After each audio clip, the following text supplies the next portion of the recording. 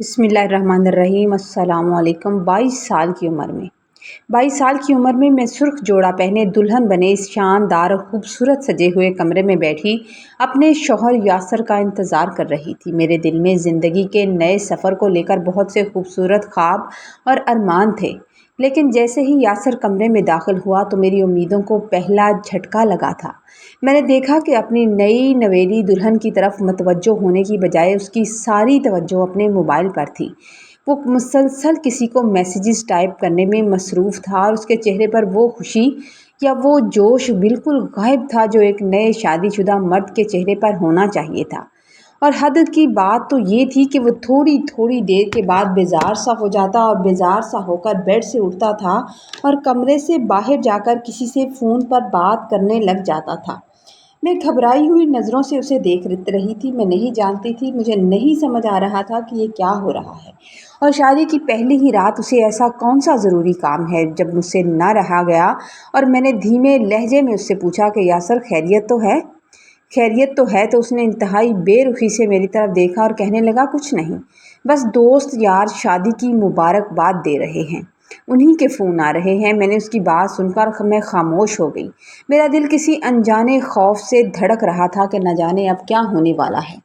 अभी थोड़ी ही देर हुई जब वो मेरे पास आकर बैठा और मुझे शादी की अंगूठी पहनाने लगा था, तो मुझे लगा कि शायद अब वो मोबाइल साइड पर रख देगा और मुझसे बात करेगा। लेकिन ऐन उसी लम्हे उसके फ़ोन की स्क्रीन पर दोबारा उसी नंबर से कॉल चमकने लगी थी। घंटी बजते ही यासर के चेहरे का रंग दोबारा से उड़ गया और उसने जल्दी से वो कॉल उठाई और बात करता करता तेज़ी से कमरे से बाहर निकल गया था। उसके जाने के बाद मेरी बेचैनी हद से बढ़ गई थी, मज़ीद बढ़ने लगी। मेरे अंदर के शक ने मुझे मजबूर किया कि मैं देखूं तो सही कि ऐसी कौन सी मुबारकबाद है जिसके लिए उसे बार बार तन्हाई में जाना पड़ रहा है। मैंने अपने भारी लहंगे को संभाला और दबे पांव उसके पीछे कमरे से बाहर एक गैलरी की तरफ निकल आई थी। कमरे के पीछे एक छोटी सी गैलरी बनी हुई थी। वो बार बार वहां जा रहा था। अंधेरी गैलरी के कोने में खड़े यासर की आवाज़ जैसे ही मेरे कानों में पड़ी थी, तो वो आवाज़ और उसकी बातें सुनकर मेरे पाँव तले से ज़मीन निकल गई थी। मेरा नाम हिबा है। हम दो ही बहन भाई थे। मेरा सिर्फ एक ही भाई है जिसका नाम अली है। हमारे वालिद आर्मी में थे, इसलिए घर का सारा निज़ाम और कंट्रोल मेरी माँ के हाथ में होता था। अम्मा ही घर का निज़ाम चलाती थी। हमारी अम्मा की शख्सियत में एक ख़ास रोब और दबदबा था। वो मोहल्ले की सबसे समझदार खातून थी। अक्सर लोग उनसे मशवरे के लिए आते थे, लेकिन वो हमसे बेपनाह मोहब्बत करती थी। उन्होंने हमारी तरबियत में बिल्कुल डिसिप्लिन का ख़ास ख्याल रखा था। हमें कभी इतनी बेजा आज़ादी नहीं दी थी कि हम अपनी मर्ज़ी से कोई बड़ा फ़ैसला कर सकें।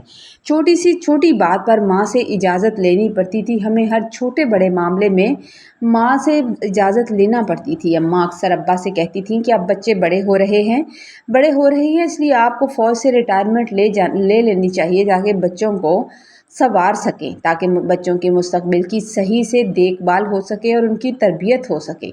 जैसे ही हमारी तालीम मुकम्मल हुई, इस वक्त मेरी उम्र 21 साल और मेरे भाई की उम्र 23 साल थी, तो माँ को हमारी शादी की फ़िक्र सताने लगी। अब्बा का मानना था कि मैं अभी छोटी हूँ और मुझे मज़ीद पढ़ना चाहिए, लेकिन मेरी माँ ज़िद कर रही थी कि ग्रेजुएशन मुकम्मल हो चुका है और बच्चों के फ़राइज़ जल्द अज़ जल्द अब अदा कर देने चाहिए, फ़राइज़ में देर नहीं करनी चाहिए। जब अब्बा 1 महीने की छुट्टी पर घर आए तो अम्मा ने देर किए बगैर रिश्ता कराने वाली खातून को घर बुला लिया और उस खातून ने 2 ही दिनों में खबर दे दी कि एक अच्छा रिश्ता है और कुछ मेहमान बच्ची को देखने के लिए आने वाले हैं, इसलिए आप खुद को न सिर्फ ज़हनी तौर पर तैयार कर लें बल्कि घर को भी तैयार कर लें। तो अम्मा ने फ़ौरन घर की साफ़ सुथराई करवाई और सारी सेटिंग तब्दील करने के बाद शाम को मेहमानों का इस्तकबाल किया गया था। मेहमानों में एक खातून और 2 लड़कियां शामिल थीं और लड़का अपना ज़ाती बिजनेस करता था। रिश्ता कराने वाली उस औरत ने इस ख़ानदान की इतनी तारीफ़ें की कि मेरी माँ को वो लोग पहली ही नज़र में पसंद आ गए। कुछ ज़रूरी पूछगिछ हुई और तफ्तीश के बाद मालूम हुआ कि लड़का वाकई बहुत ज़िम्मेदार है और अपने काम पर पूरी तवज्जो देता है। जब और अम्मा और अब्बा उनका घर देखने गए, घर देख कर आए तो उन्हें उनका रहन सहन और ख़ानदानी पस मंज़र बहुत अच्छा लगा था। जिसके बाद मेरी मंगनी पक्की कर दी गई। लड़के का नाम यासर था। मुझे जब उसकी तस्वीर दिखाई गई तो वो मुझे काफ़ी मुनासिब और पाकीज़ा और नेक सा इंसान लगा था। मैंने हमेशा एक पाकीज़ा और साफ़ सुथरी ज़िंदगी गुजारी थी, इसलिए मेरे दिल में अपने शौहर के लिए बहुत नेक जज्बात थे कि वो एक बेहतरीन लाइफ पार्टनर साबित होगा। जिस तरह मैंने खुद को पाक साफ़ रखा हुआ है, वो इंसान भी बिल्कुल मेरी तरह होगा। मेरी मंगनी के बाद अम्मा के जहन में एक ख्याल आया कि अब बेटी का मामला तो तय हो गया है, क्यों ना भाई की भी मंगनी कर दी जाए, क्यों ना बेटे को भी का फ़र्ज़ भी अदा कर दिया जाए, ताकि दोनों बहन भाइयों की शादी एक साथ धूमधाम से हो जाएगी और ख़र्च बच जाएगा। अब्बा को अपने ही ख़ानदान में एक बच्ची बहुत पसंद थी जिसका नाम सना था। वो अब्बा के मरहूम चचा की बेटी थी और इस दुनिया में उसका कोई सहारा नहीं था। इसलिए मेरे बाप ने ख्वाहिश ज़ाहिर की कि वो यतीम बच्ची हमारे घर बहू बनकर आएगी तो उसका घर भी बस जाएगा और हमारे भी दिल को तसल्ली हो जाएगी और सवाब का काम सवाब हो जाएगा। अली इन दिनों में अपनी पढ़ाई में मसरूफ़ था, लेकिन जब अब्बा ने सना के रिश्ते के लिए भेजा तो उन्होंने एक पल भी ज़ाया नहीं किया, जैसे वो इसी इंतज़ार में थे और फ़ौरन से हाँ कर दी थी। इसी तरह मेरे भाई की मंगनी हो गई और हमारे घर में शादी की तैयारियां शुरू हो गई। अब्बा की जैसे ही सैलरी आती, अम्मा बाज़ार से जाकर मेरे जहेज़ का कुछ ना कोई सामान लेकर रख लेती थी। अभी 6 ही महीने गुजरे थे कि एक दिन अब्बा ने बताया कि यासर के घर वालों का फ़ोन आया है, यानी कि हिबा के ससुराल से फ़ोन आया है और वो शादी की तारीख पक्की करना चाहते हैं। वो चाहते हैं कि जल्द अज जल्द शादी कर दी जाए। कुछ ही दिनों में वो लोग हमारे घर आए और शादी का दिन तय पा गया। मैं इतनी जल्दी शादी के हक़ में बिल्कुल नहीं थी, लेकिन मेरे वालिदैन की खुशी के आगे मैंने मजबूरी में हाँ कर दी थी और खामोशी से सर झुका दिया था। शादी के बाद जब मैं रुखसत होकर अपने ससुराल आई तो मेरे दिल में बहुत से ख्वाब सजे हुए थे। मेरी सास और मेरी नंद मेरी बहुत तारीफ़ कर रही थी। मेरी सगी नंद नहीं थी, मेरे शौहर की चचाजाद बहनें थीं और वो लोग मुझे कह रहे थे कि जितना तुम्हारा शौहर खूबसूरत है तुम भी उतनी ही प्यारी हो। लेकिन मैंने महसूस किया कि यासर बहुत ज़्यादा संजीदा था, वो ज़्यादा बात नहीं करता था। उसके चेहरे पर शादी की वो खुशी नज़र नहीं आती थी जो होनी चाहिए थी। वो बिल्कुल खामोश था। खैर, मैंने ससुराल के इस नए माहौल में आई तो देखा कि घर वाकई बहुत शानदार और मेरा बेडरूम बहुत खूबसूरत तरीके से बनाया गया था और अच्छे फर्नीचर और अटैच बाथरूम की वजह से वो कमरा किसी महल जैसा था और मैं अपनी खुशनसीबी पर रश्क कर रही थी उस कमरे को देखते हुए। मगर यासर के मिजाज ने मुझे थोड़ा सा खौफजदा कर दिया। उसका मिजाज बड़ा सख्त और अजीब सा था। उसका पता नहीं चलता था, कभी वो बहुत खुश मिजाज हो जाता और कभी अचानक से उसका मूड ख़राब हो जाता। उसकी सबसे अजीब आदत ये थी कि वो अपने मोबाइल फ़ोन को लेकर हद से ज़्यादा हसास था। किसी को मोबाइल को हाथ भी नहीं लगाने देता था। अगर मैं कभी उसे हाथ लगाती या सफाई के दौरान उठाकर रखने लगती तो वो सख्त नाराज़ हो जाता और कहता कि मेरे फ़ोन को मत छुआ करो। जब भी उसे कोई कॉल आती वो मेरे सामने बात करने से गुरेज करता था, बल्कि मोबाइल लेकर कमरे से निकल जाता था और गैलरी के बिल्कुल आखिर में खड़े होकर बातें करता था। मुझे हैरत हुई कि वो मेरे सामने बात नहीं करता। आखिर ऐसी भी क्या बात है। सबसे ज़्यादा परेशान कुन बात यह थी कि एक मखसूस नंबर से उसे रात के 10, 11 या 12 बजे कॉल आती थी और वो चुपके से बाहर निकल जाता था। आहिस्ता आहिस्ता मेरे दिल में शक के साए गहरे होने लगे, लेकिन मैंने इस बात का जिक्र अपनी माँ या किसी और से नहीं किया था, क्योंकि मैं अपनी माँ को परेशान नहीं करना चाहती थी। वहाँ मेरा दिल बिल्कुल नहीं लग रहा था। इसलिए एक दिन मैंने अपनी सास से कहा कि मैं कुछ दिनों के लिए अपने मायके जाना चाहती हूँ, क्योंकि मेरा दिल दुखी सा हो रहा था और कहीं भी कोई सुकून नहीं मिल रहा था। तो उन्होंने बड़ी नरमी से मुझे कहा कि मुझे कोई एतराज़ नहीं है, तुम यासर से पूछ लो, अगर तुम्हारा शौहर इजाज़त देता है तो मुझे कोई एतराज़ नहीं है। जब मैंने यासर से जिक्र किया तो उसने बड़ी बेरुखी से कहा था कि मुझे कोई मसला नहीं है, तुम बेशक चली जाओ। अगर 1 के बजाय 2 महीने भी रहना है तो मुझे एतराज़ नहीं होगा। अगले दिन वो ऑफ़िस जाते हुए मुझे मेरे मायके छोड़ गया था। वहाँ जाकर मैंने देखा कि मेरी भाभी सना बहुत खामोश रहती थी, अपने काम से काम रखती थी और किसी से ज़्यादा घुलती मिलती नहीं थी और अम्मा के पास भी वक़्त निकाल कर नहीं बैठती थी। अम्मा ने जब मुझे देखा तो वो मेरी उतरी हुई रंगत देखकर फ़िक्रमंद हो गई और बार बार मुझसे पूछने लगी थी कि आखिर क्या बात है, इतनी कमज़ोर क्यों लग रही हो, कोई बात है तो मुझे बताओ। मैंने बात टालते हुए कहा था, अम्मा कोई परेशानी की बात नहीं है, बस मुझे खुद समझ नहीं आ रहा कि मैं खुश हूँ या उदास हूँ। मेरा वहाँ पर दिल नहीं लग रहा। मेरी माँ ने गहरी नज़रों से मेरी तरफ देखा था और फिर मुस्कुराने लगी। मुस्कुराकर तसल्ली देते हुए कहने लगी कि बेटा, नए घर में शुरू शुरू में ऐसा ही होता है। इंसान को वक्त लगता है दिल लगाने में। आहिस्ता आहिस्ता तुम्हारा दिल वहाँ लग जाएगा। अम्मा ने मेरी उदासी भरी बात सुनकर मुझे प्यार से समझाया था और कहने लगी थी, बेटा, दिल तब लगेगा जब तुम वहाँ जाकर अपनी सास के घर का कामों में हाथ बटाओगी, अपनी सास की हेल्प करोगी। इसी तरह तुम्हारा ध्यान भी बढ़ जाएगा और तुम उस घर का हिस्सा भी बन जाओगी। और औरत को घर का काम करना आना चाहिए। मैंने अपनी माँ की नसीहत पर खामोशी से सर हिला दिया। मुझे मायके आए हुए पूरे 15 दिन हो चुके थे, लेकिन उस दौरान मेरे शौहर ने मुझे एक बार भी फ़ोन नहीं किया था। फ़ोन करके मेरा हाल चाल नहीं पूछा था। मैंने खुद जब एक दो बार उन्हें कॉल की तो उन्होंने हमेशा की तरह दफ्तरी मसरूफियात का बहाना बनाकर बात काट दी और कहा कि मैं कुछ देर में कॉल करता हूँ, लेकिन कॉल नहीं की। उसके बाद दोबारा उनकी कॉल नहीं आई। अक्सर उनका नंबर मसरूफ़ ही मिलता था और मेरी अम्मा ये सब गौर से देख रही थी। एक दिन वो मेरे पास आईं और संजीदगी से कहने लगीं कि बस बेटा, बहुत रह लिया तुमने मायके में। अपने शौहर को इतने दिन अकेला नहीं छोड़ना चाहिए। तुम यहाँ से कौन सा दूर हो, सिर्फ 1 घंटे का तो फासला है।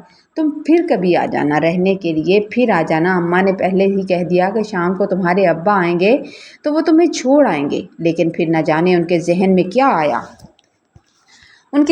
क्या आया कि कहने लगी कि मैं कल तक का इंतज़ार नहीं कर सकती। मैं अली से कहती हूँ वो तुम्हें अभी छोड़ कर आए। मैंने कहा कि अम्मा, आखिर इतनी जल्दी क्या है?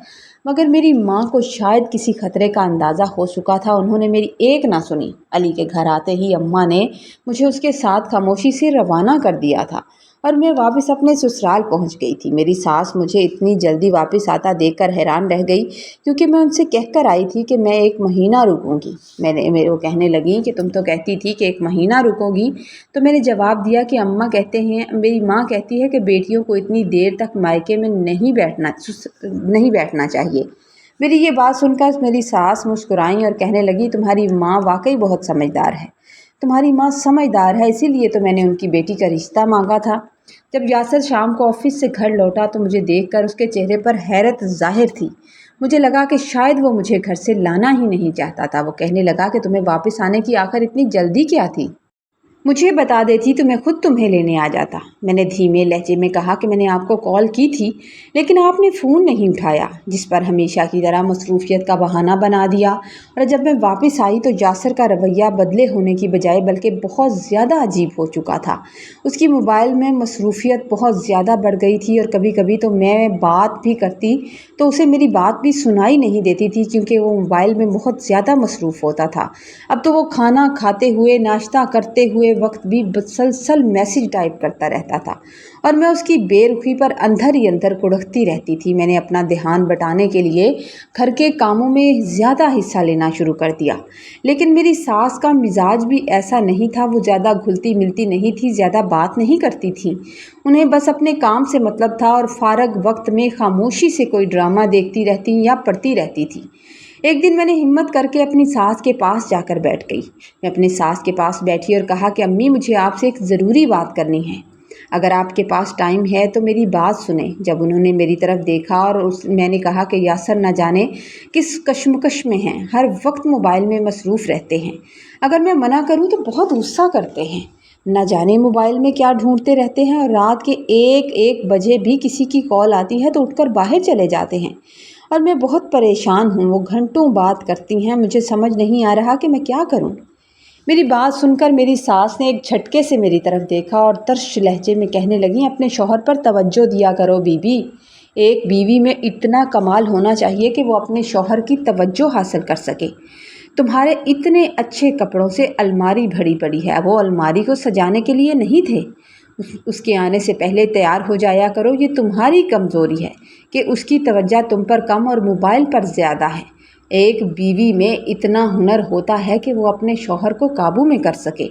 मैं अपनी सास की ये बातें सुनकर हैरान रह गई कि उन्होंने बेटे को समझाने की बजाय सारा कसूर मुझ पर डाल दिया था कि मैं उन्हें तवज्जो नहीं दे रही। लेकिन फिर भी मैंने उनकी बात पर अमल करना शुरू कर दिया। मैं अब यासर के घर आने से पहले अच्छे कपड़े पहनती, हल्का फुल्का मेकअप करती और खुद को संवार कर रखती थी कि मेरे शौहर की नज़र मुझ पर पड़े और मोबाइल पर से थोड़ी कम हो।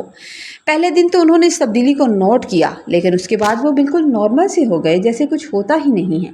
उन्हें मेरी इस तैयारी से कोई फ़र्क नहीं पड़ता था। मैं उनके सामने बैठकर ढेरों बातें करने की कोशिश करती, उनकी तवज्जो मोबाइल से हटाने की कोशिश करती तो वो उल्टा मुझसे उलझने लगते थे। यहाँ तक कि एक दिन तो बेजार हो गए, बेजार होकर कहने लगे कि अगर तुम्हें दोबारा मायके जाना है तो होकर आ जाओ। उनका ये रवैया देखकर मुझे मेरी माँ की बातें याद आने लगी। माँ और घर के हालात भी अब मुझसे ढके छुपे नहीं थे। उन्हीं दिनों अल्लाह ताला ने मुझे माँ बनने की खुशखबरी सुनाई थी। मैं बहुत खुश थी। मुझे यकीन था कि अब मेरे शौहर का मिजाज बेहतर हो जाएगा और मैं अपने शौहर को सरप्राइज़ देना चाहती थी, क्योंकि मेरा ख़्याल था कि ये सुनकर वो बदल जाएगा और खुश हो जाएगा। लेकिन जब मैंने यासर को ये बात बताई तो वो खुश होने की बजाय बिल्कुल खामोश हो गया और फिर सर्द महर नज़र आने लगा और कहने लगा कि अभी इतनी जल्दी क्या है, इतनी जल्दी बच्चा पैदा करने की क्या है। मैं तो कहता हूँ हम ये बच्चा ज़ाया करवा देते हैं, अभी हमारी पूरी उम्र पड़ी है। मैंने खौफज़दा होकर कहा कि खुदा का खौफ करें, खुदा का खौफ करें यासर, ये सब आप कैसी बातें कर रहे हैं। जब मैंने इस बात का जिक्र अपनी सास से किया तो वो गुस्से में आ गई। कहने लगी कि नहीं, तुम ये बच्चा पैदा करोगी। अपने शौहर की बातों में बिल्कुल मत आना और अपना ख़ास ख्याल रखो। एक दिन यासर नहाने के लिए वाशरूम गए हुए थे कि उनके मोबाइल पर उसी मखसूस नंबर से बार बार कॉल्स आने लगी। मेरे दिल में शदीद हलचल मची थी कि आखिर ऐसा कौन सा दफ्तरी बंदा है जो इस वक्त भी इतनी इमरजेंसी में कॉल कर रहा है और बार बार कॉल कर रहा है। मैंने कांपते हाथों से फ़ोन उठाया और जैसे ही मैंने कॉल रिसीव की, दूसरी तरफ से एक औरत की गुस्से भरी आवाज़ आई थी, जो मेरे शौहर का नाम लेकर जो कह रही थी कि 3-4 बार बेल जाने के बावजूद तुमने फ़ोन क्यों नहीं उठाया? कहाँ सो रहे हो? कहीं अपनी बीवी में मसरूफ़ तो नहीं हो गए? कितनी बार कहा है कि पहली बेल पर मेरी कॉल उठाया करो। मैंने डरते डरते पूछा कि आप कौन हैं? तो वो आगे से बदतमीज़ी पर उतर आई और कहने लगी, तुम कौन होती हो पूछने वाली? मैंने हिम्मत जमा करके कहा कि मैं यासर की बीवी हूँ, जिसके नंबर पर तुम कॉल कर रही हो मैं उसकी बीवी हूँ। तो वो चिल्लाने लगी कि तुम्हारी हिम्मत कैसे हुई मेरा फ़ोन उठाने की? मैंने भी तब कर कह दिया कि तुम्हारी कैसे हिम्मत हुई मेरे शौहर के नंबर पर इस वक्त कॉल करने की? उस लड़की ने मुझसे शदीद बदतमीज़ी की और कॉल काट दी।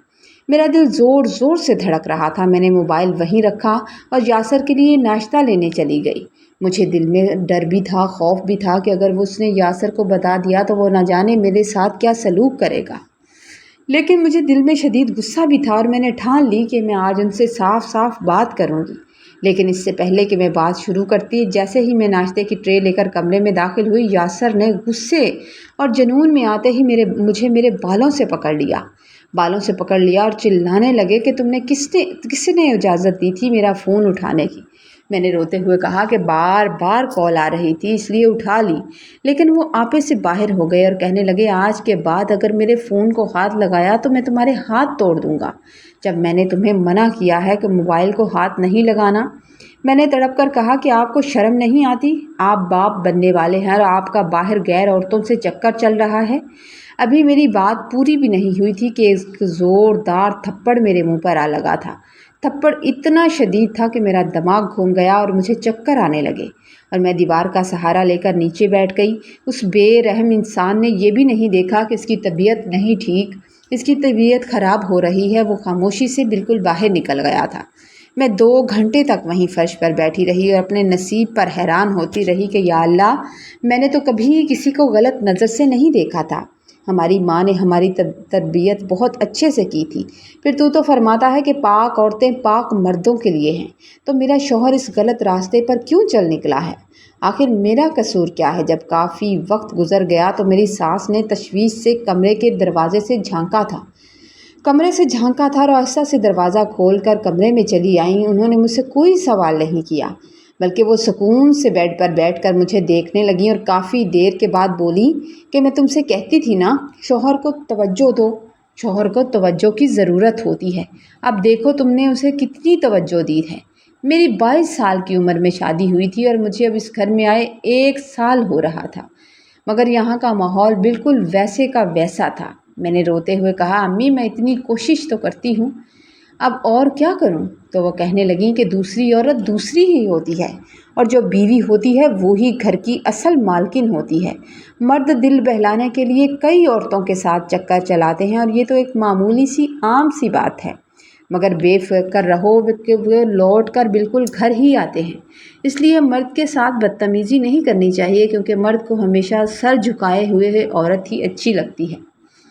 میں یہ بات سن کر، اپنی ساس کی بات سن کر حیران رہ گئی اور اپنی ساس کی طرف دیکھنے لگی کہ ان کی اپنی کوئی بیٹی نہیں تھی، صرف ایک اکلوتا بیٹا تھا۔ اگر ان کی کوئی اپنی بیٹی ہوتی تو شاید انہیں احساس ہوتا کہ یہ درد اور تکلیف کتنی بڑی ہوتی ہے۔ کہنا بہت آسان ہوتا ہے، لیکن جس پر گزرتی ہے، جس پر بیت رہی ہوتی ہے، وہ ہی جانتا ہے۔ میرا دل کیا کہ میں اپنی ماں کو کال کر کے سب بتا دوں اور سب چھوڑ چھاڑ کر اپنے مائکے چلی جاؤں، لیکن پھر خیال آیا کہ پہلے ہی بھابھی ثنا کے خاموش اور سرد رویے کی وجہ سے میری ماں پریشان رہتی ہے، میری بات سن کر مزید دکھ کا شکار ہو جائیں گی۔ اس لیے میں نے فون کاٹ دیا اور اپنے دل کو بڑا کر کے کمرے کی صفائی میں لگ گئی۔ میں سوچ رہی تھی کہ اگر باہر کی عورت کی کوئی اہمیت نہیں ہوتی تو آج اس کی وجہ سے میرے شوہر نے مجھ پر ہاتھ اٹھایا تھا۔ پھر اہمیت کس کی زیادہ ہوئی، گھر والی کی یا باہر والی کی؟ خیر، میں نے صبر کرنا اور خاموش رہنا سیکھ لیا۔ اس کے بعد اللہ تعالیٰ نے مجھے ایک بیٹا دیا اور پھر ایک بیٹی بھی عطا کی، لیکن میرے شوہر کی حرکتیں نہیں بدلی، وہ ہمیشہ ویسا ہی رہا۔ اب بھی وہ موبائل میں مصروف رہتا تھا اور اب تو اکثر دو دن کے لیے کہیں غائب ہو جاتا تھا۔ میری ساس کو یہ سب معمولی لگتا تھا، وہ اپنے بیٹے کو نہ ڈانٹتی تھی نہ روکتی تھی، اور اگر میں شکایت کرتی تو وہ کہتی کہ تمہیں محل میں رہنے کو ملا ہے، ہر سہولت موجود ہے، پھر کیا مسئلہ ہے؟ وہ یہ نہیں سمجھتی تھی کہ عورت کو صرف دولت نہیں، مرد کا پیار اور توجہ بھی چاہیے ہوتی ہے۔ بس اسی طرح روتے روتے زندگی گزر رہی تھی۔ ایک دن یاسر نے مجھے کمرے میں بلایا اور کہنے لگا، مجھے تم سے ایک بات کرنی ہے۔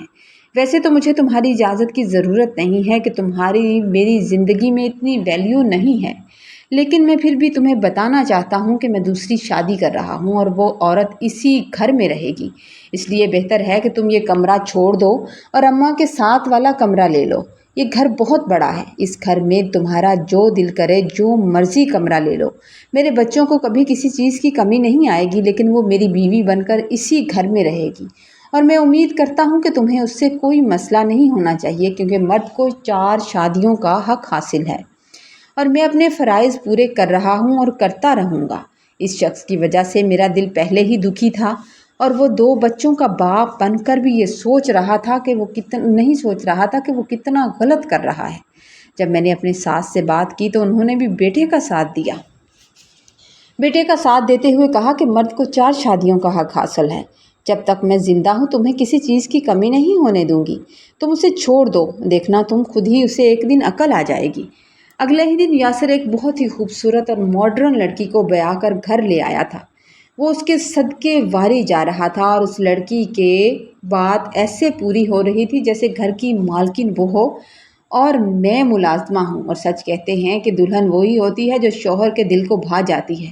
میں نے اپنے مائکے میں کچھ نہیں بتایا تھا، کیونکہ ان دنوں ابا ریٹائرمنٹ کے بعد بہت بیمار تھے اور 15 دن ہاسپٹل میں رہ کر آئے تھے۔ میں انہیں مزید پریشان نہیں کرنا چاہتی تھی۔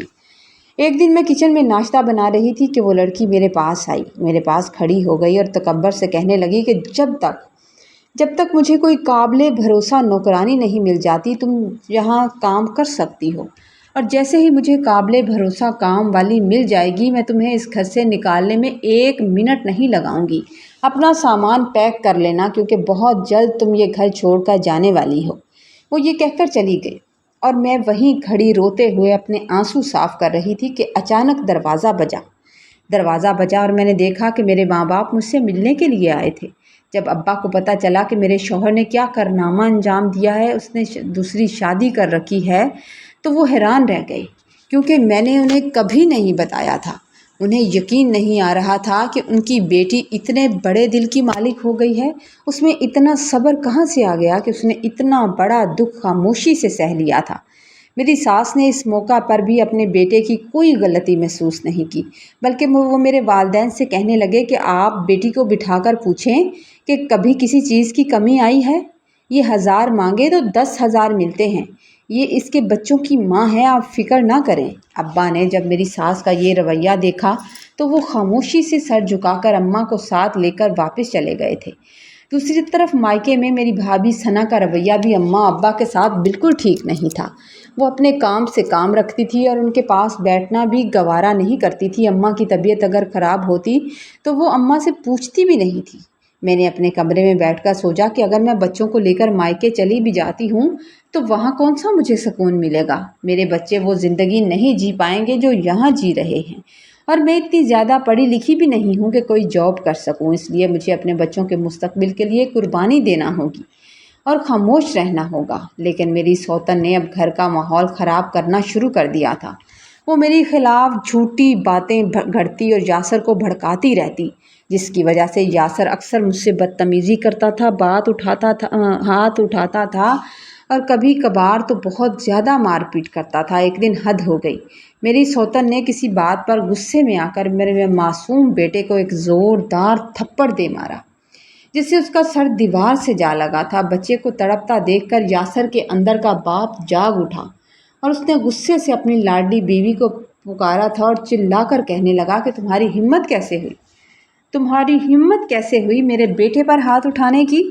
اس کی لاڈلی بیوی نے جب اپنے شوہر کو پہلی بار اتنے غصے میں دیکھا تو وہ دوپہر کو ہی تپ کر اپنے کمرے میں چلی گئی اور اندر سے دروازہ لاک کر دیا۔ یاسر کافی دیر باہر بیٹھا رہا، پھر نہ جانے کس طرح منتیں سماجتیں کرنے کے بعد اس نے اپنی نئی بیوی کو منایا تھا۔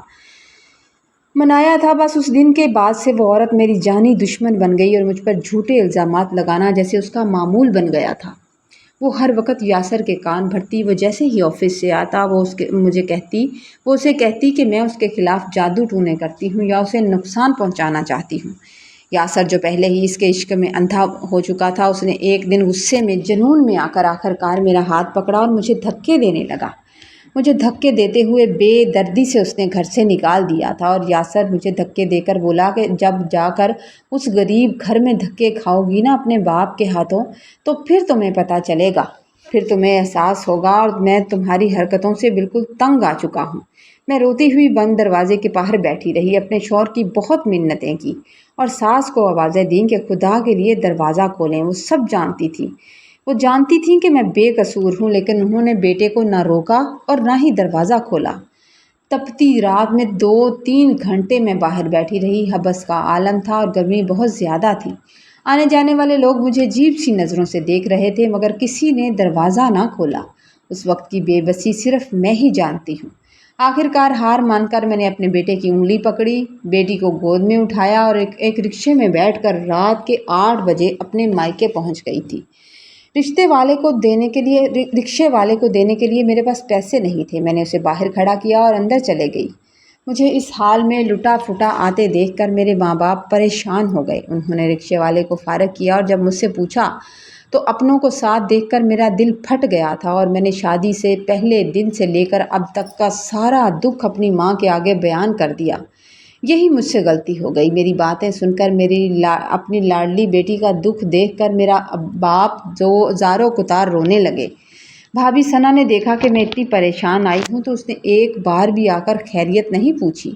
اس رات ہم میں سے کوئی نہ سو سکا۔ صبح اٹھتے ہی اماں اور ابا دونوں کا بی پی ہائی تھا، اور ابا کی طبیعت اتنی بگڑی تھی کہ انہیں ہاسپٹل لے کر جانا پڑا، جہاں وہ ایڈمٹ ہو گئے، اور اگلے ہی دن میرے ابا ہمیں روتا چھوڑ کر چلے گئے تھے۔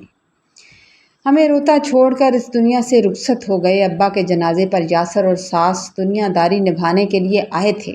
مجھے شدید افسوس ہو رہا تھا کہ کاش میں کہیں اور چلی جاتی، کاش میں اس گھر میں واپس نہ آتی، اپنے مائکے نہ آتی تو میری وجہ سے میرے باپ کی جان نہ جاتی۔ اس دن میں بہت روئی اور دل میں عہد کیا تھا کہ اب مجھے بچوں کی خاطر کمزور نہیں پڑنا، بلکہ اپنی ماں کو بھی حوصلہ دینا ہے۔ ابا کے انتقال کے 20-25 دن بعد میری ساس مجھے لینے آئیں، لیکن یاسر ان کے ساتھ نہیں تھا۔ میں نے جانے سے صاف انکار کر دیا۔ میں نے کہہ دیا کہ جس شوہر کو ہماری پرواہ ہی نہیں ہے، اس کے پاس جانے کا کیا فائدہ؟ اماں نے بھی میری تائید کی، مگر بھائی اور بھابھی نے بھی اعتراض کیا۔ بھابھی نے غصے میں کڑی باتیں بھی سنائیں۔ اس کو لگتا تھا کہ مجھے اپنے گھر واپس جانا چاہیے، لیکن اماں نے ہمیشہ کی طرح معاملہ سنبھال لیا اور بولیں کہ میں اپنی بیٹی کی حفاظت خود کروں گی۔ مجھ سے پہلی بار غلطی ہوئی، لیکن اب میں اسے وہاں تک نہیں بھیجوں گی جب تک وہ انسان سدھر نہیں جاتا۔ بھائی کے اعتراض کرنے کے باوجود اماں نے مجھے وہاں نہیں بھیجا، بلکہ اماں نے فیصلہ کیا کہ اوپر والا پورشن خالی کروا دیا جائے جہاں میں اپنے بچوں کے ساتھ رہوں گی۔ بھابھی بہت ناراض ہوئی، مگر اماں نے 2-3 دن میں سارا سامان اوپر شفٹ کرا دیا اور ہم دونوں وہاں رہنے لگے، میں اپنے بچوں کے ساتھ اور میری ماں ہمارے ساتھ۔ اماں نے ابا کا پینشن کارڈ میرے ہاتھ میں تھمایا اور کہنے لگیں، آج کے بعد تم نے بہادر بننا ہے، تم ہی ان بچوں کی ماں ہو اور تم ہی باپ ہو، وہ تمہیں صرف گھر کی ملازمہ بنانے کے لیے لینے کے لیے آئی تھی، ان کا تم میں کوئی انٹرسٹ نہیں ہے۔ میں نے حوصلہ جمع کیا اور ایک پرائیویٹ اسکول میں پڑھانا شروع کر دیا تھا۔ بچے اماں کے پاس رہتے تھے۔ اماں ان دنوں عدت میں تھیں اور بھابھی محلے میں باتیں پھیلاتی تھیں کہ میرے شوہر اور میرے سسرال والے مجھے لینے آتے ہیں، لیکن میں اتنی بدتمیز ہوں، ان سے بدتمیزی کرتی ہوں اور سسرال نہیں جاتی ہوں۔ میں کہنے لگی کہ اس کا دماغ خراب ہے، لیکن اماں مجھے ہمیشہ حوصلہ دیتی اور ابا کی پینشن اور میری سیلری سے ہمارا خرچ بہت آرام سے چلنے لگا تھا۔ اماں کہتی تھی کہ اللہ نے تمہیں بیٹا دیا ہے، چند سال میں یہ تمہارا بازو بن جائے گا، تم فکر ہی نہ کرو، تم دیکھنا کس طرح وہ تمہیں سپورٹ کرے گا اور کس طرح وہ تمہیں پروٹیکٹ کرے گا۔ مجھے مائکے آئے ہوئے 2 سال گزر گئے، مگر میرے شوہر نے کبھی بچوں کا حال تک نہیں پوچھا۔ ایک دن اسکول میں مجھے سسرال کی ایک دور کی رشتہ دار ملی تھی۔ انہوں نے بتایا کہ تمہاری سوکن کا 2-3 بار حمل ضائع ہو چکا ہے، اس کے ہاں اولاد نہیں ہو رہی، اس لیے تمہارے سسرال میں اب یہ باتیں چل رہی ہیں کہ تمہیں واپس لایا جائے کیونکہ ان میاں بیوی میں اب بہت جھگڑے ہوتے ہیں۔ یہ سن کر میرے دل میں خوف بیٹھ گیا کہ کہیں وہ میرے بچے نہ چھین لے، کیونکہ وہ بے اولاد ہے، تو کہیں میرا شوہر اپنی دوسری بیوی کو خوش کرنے کے لیے میرے بچے چھین کر اسے نہ دے دے۔ مگر اماں نے تسلی دی کہ بچوں نے اپنے باپ کا ظلم دیکھا ہے، وہ کبھی اس کے ساتھ نہیں جائیں گے۔ شادی کے 3 سال بعد یاسر اور میری ساس مجھے لینے آئے اور یاسر مجھ سے معذرت کرنے لگا۔ میں جانتی تھی کہ یہ سب اس کی ضرورت تھی۔ جب میں کمزور تھی تب ان لوگوں نے مجھے اکیلا چھوڑا تھا، تب میری ساس کو بھی میرا خیال نہیں آیا تھا۔ اب جب میں اپنے پیروں پر کھڑی ہو چکی تھی، مجھے ان لوگوں کی ضرورت نہیں تھی۔ جو ایک مرد پرائیویٹ عورت کے عشق میں اندھا ہو کر بیوی کو نکال دیتا ہے، وہ کل کسی اور کے لیے دوبارہ ایسا بھی کر سکتا تھا۔ اس لیے میں نے جانے سے صاف انکار کر دیا، کیونکہ اس مرد کی وجہ سے میں اپنے باپ کو کھو چکی تھی۔ ساس اور شوہر نے بہت کوشش کی، بچوں کے ذریعے بلیک میل کرنا چاہا، مگر بچوں نے خود اپنے باپ کے ساتھ جانے سے انکار کر دیا تھا۔ جب یاسر نے دیکھا کہ اب کوئی چارہ نہیں تو اس نے ہار مان کر کہا کہ وہ بچوں کا ماہانہ خرچ ذمہ داری سے دے گا اور میں جب چاہوں اپنے گھر واپس آ سکتی ہوں۔ مگر میں سوکن کے ہوتے ہوئے وہاں ہرگز نہیں جانا چاہتی تھی۔ میں جانتی تھی کہ اب وہ مزید زخمی ہو چکی ہوگی اور وہ میرا رہنا وہاں برداشت نہیں کرے گی، کیونکہ وہاں جا کر پھر وہی حالات پیدا ہونے تھے۔ یاسر نے بچوں کا ماہانہ خرچ باندھ دیا، جو ہر مہینے پابندی سے دے جاتا ہے اور بچوں سے مل بھی لیتا ہے۔ اب میری امی کافی بوڑھی ہو چکی ہیں، وہ اکثر کہتی ہیں کہ بیٹا میرے بعد تم اکیلی رہ جاؤ گی، تم ایسا کرو کہ اپنے شوہر کو معاف کر دو اور اس کے پاس چلی جاؤ۔ مگر میرا دل نہیں مانتا، کیونکہ وہاں سوکن کا مزاج اب بھی ویسا ہی تلخ ہے اور وہ اسی گھر میں رہتی ہے۔ اب میں نے تنہا جینا سیکھ لیا ہے اور مجھے کسی مرد کی چاہت نہیں رہی۔ میرے بچے اب بڑے ہو گئے ہیں، وہ حالات سے واقف ہیں، اپنے باپ کی عزت کرتے ہیں، اس سے ملتے ہیں، لیکن وہ اس کے ساتھ جانا نہیں چاہتے۔ وہ بھی چاہتے ہیں کہ میں یہ گھر چھوڑ کر کہیں نہ جاؤں اور ہم ہمیشہ یہیں رہیں۔ میں نے ابھی تک یاسر سے کھلا نہیں لی۔ میں چاہتی ہوں کہ میرے بچے تھوڑے اور بڑے اور مضبوط ہو جائیں کہ انہیں کسی کے سہارے کی ضرورت نہ رہے، تاکہ وہ میری بھی حفاظت کر سکیں۔